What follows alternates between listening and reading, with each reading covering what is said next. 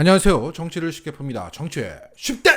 태풍 흰남노가 북상하면서 전국이 긴장하고 있는 가운데 외람이들의 윤석열 찬양이 이어지고 있습니다. 윤석열이 밤샘하면서 철야하면서 재난사항을 대비하고 있다. 잘하고 있다. 자, 그런 가운데 가장 납득이 되지 않는 기사가 바로 이런 겁니다. 한 대통령실 고위 관계자에게 기자들이 이렇게 물었습니다. 대통령 비상근무 시 복장이나 휴식은 어떻게 준비되느냐? 이렇게 물었더니 그 고위 관계자가 한다는 말이 출근길에 보니까 바지가 달라졌더라. 단단히 준비하고 오신 것 같다. 라고 말했다는 겁니다. 그러자 언론들이 바지가 달라졌어요.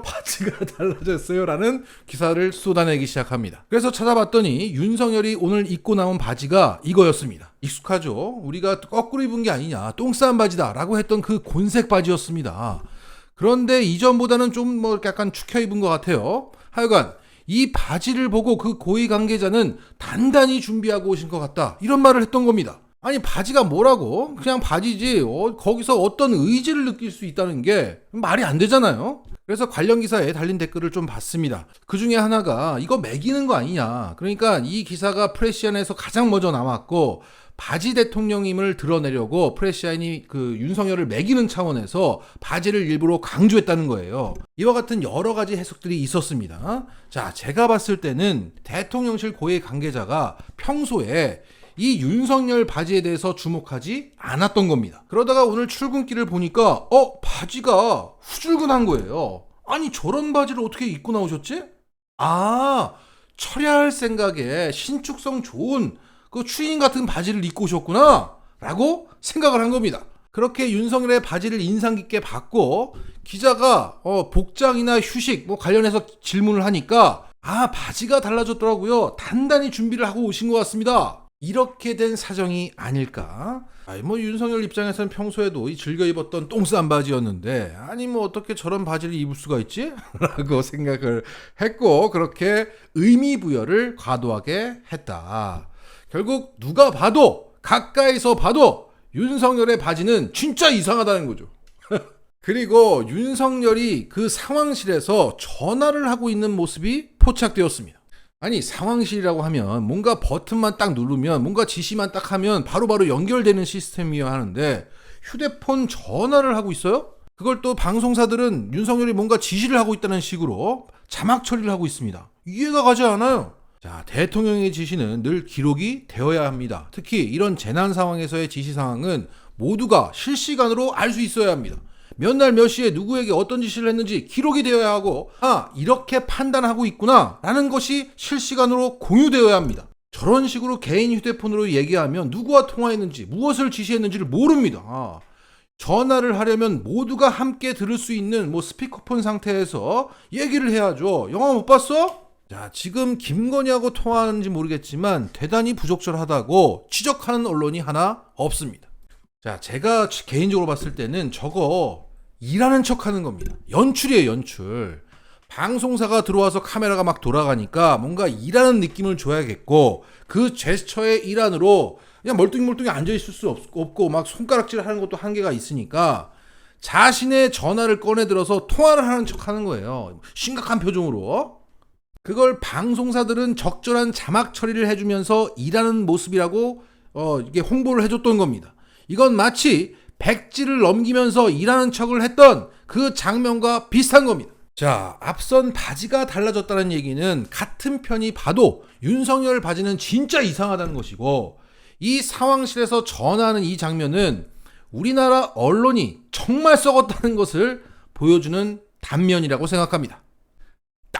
최근 이재명 대표는 쌍특검을 제안했습니다. 그러니까 나와 김건희에 대한 특검을 동시에 하자는 겁니다. 최근 민주당 비공개 최고위원회의에서 이재명 대표는 이렇게 말했다고 전해지고 있습니다. 김건희 특검법과 함께 나와 관련된 의혹에 대한 특검이 필요하다면 얼마든지 받아들일 용의가 있다. 자, 이 상남자의 제안에 국힘은 당황하는 모습이 역력합니다. 자, 국힘당의 성일종 정책위 의장은 이렇게 말했습니다.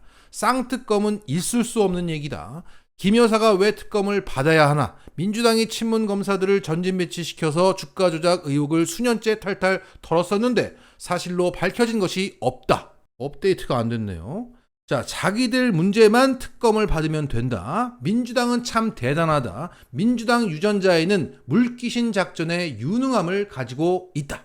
자, 지금 이재명 대표가 던진 쌍특검에 대해서 언론 기사도 많이 없고 국힘 쪽의 반응도 거의 없습니다. 이 성일종 발언이 유일합니다. 그만큼 당황하고 있다. 딱히 반박하거나 꼬투리 잡아서 뭔가 얘기를 할 거리가 없는 제안을 받은 거예요. 자, 이런 상남자 스타일을 좋아하고 지지하는 보배 커뮤니티에서 반응했습니다. 자기 모든 것을 걸고 스스로 나서서 특검 받겠다고 하는 정치인이 역사상 있었던가요? 이건 정말 대단한 결정입니다. 그것이 쪼그라져서 체리따봉이나 날리는 누구랑은 비교가 됩니다. 하긴 비교 자체를 한다는 게 이재명한테 모욕적입니다. 급이 다릅니다. 명신이는 특검을 받으라. 내가 이래서 이재명을 지지한다니까. 난 놈이여 울아버지 말씀. 김건희를 잡기 위해서 내 모든 것을 걸 수 있어. 자, 이겁니다. 이게 바로 이재명입니다. 자, 한 줄 정리하겠습니다. 쌍특검이 던져진 이 상황은 영화 타짜를 떠올리게 합니다. 뭐 이리 혓바닥이 길어? 쫄리시면 돼지시던가! 딱 이 상황이다. 라스 뉴스! 오늘 동아일보가 매우 이례적인 사설을 올렸습니다. 자, 읽어볼게요. 민주당이 김건희 특검을 당론 추진하겠다고 밝혔다. 검찰이 수사 중인 도이치모터스 주가 조작 사건 관련해서는 김 여사가 직접 주식을 매수 지시했다는 의혹이 최근 제기됐다. 이것은 지난해 윤 대통령이 김 여사가 전문가에게 주식 매매를 일임했다는 취지로 해명한 것과 차이가 있다. 대통령실은 즉각 허위 보도라고 반박했지만 검찰이 김 여사를 상대로 사실관계를 확인해야 할 필요성은 더 커졌다. 하지만 9개월이 지나도록 검찰은 김 여사에 대한 조사를 하고 있지 않다. 김 여사의 다른 의혹에 대한 검찰 수사도 지지부진하다. 김 여사 관련된 사건들에 대해서 잇따라 불송치 결정이 나오고 있다. 이런 상황에서 김 여사 일가가 연루된 양평 공흥지구 개발 특혜 의혹 수사를 담당한 경찰관과 도이치모터스 전 회장의 가족이 대통령 취임식에 초청받은 사실이 밝혀지면서 논란이 또 되고 있어. 따라서 김 여사와 관련된 의혹들이 투명하게 밝혀지지 않았기 때문에 야당에서 특검론이 더 힘을 얻고 있는 것이다. 힘을 실어주고 있습니다. 야당의 특검에 빌미를 주지 않으려면 검경이 지금부터라도 수사를 제대로 해서 작은 의혹도 남기지 말아야 한다. 와, 처음부터 끝까지 다 마음에 들어. 대단하지 않습니까? 자, 동아일보의 수뇌부는 김건희가 나대는 거 정말 싫어합니다. 그래서 김건희한테만큼은 비판적인 논조를 그동안 유지해왔었는데 이번 김건희 특검을 사실상 지지하고 수사 촉구하는 사설을 내보낸 겁니다. 이렇게 내부의 적이 보이는 게 아주 즐겁습니다. 자, 이준석도 요즘에 막 뭐라 길게 얘기하면서 활약이 대단하던데 뭐 그걸 다 전하고 싶진 않아요. 그걸 요약하자면 지금 자신이 처한 상황을 삼국지에 빗대서 얘기를 많이 하고 있습니다. 자신을 여포라고 상정하면서 윤석열을 막 까고 분탕질을 제대로 하고 있어요. 자세한 내용은 뭐 듣고 싶지 않고 아주 잘하고 있습니다. 자, 정리하겠습니다. 윤석열 탄핵으로 가는 이 길목에서 동아일보 이준석의 활약을 기대합니다. 마치겠습니다.